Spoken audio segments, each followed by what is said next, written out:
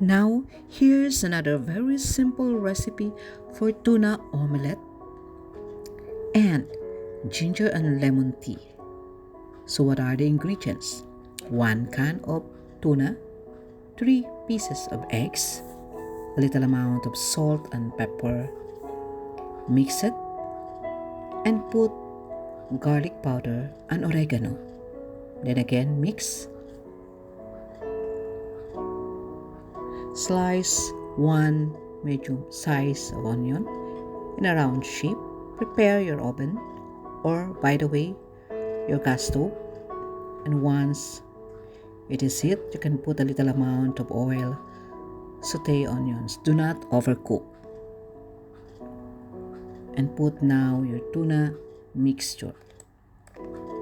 Cover it and cook it for 5 minutes, and then sprinkle mozzarella cheese, or you can use any kind of cheese. And cover it again for a few minutes and slowly transfer it in a plate. And then you can slice it into 6 parts.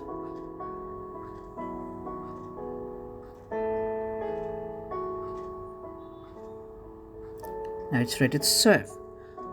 The next step, we will prepare our ginger and lemon tea. 1 ginger and 1 lemon.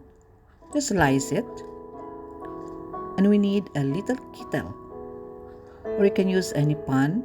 Put 3 glasses of water and add here your lemon and ginger and boil it for 7 minutes.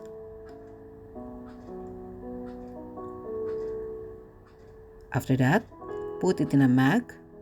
If you wish, you can put a little amount of honey. So that's it. Please don't forget to follow and subscribe.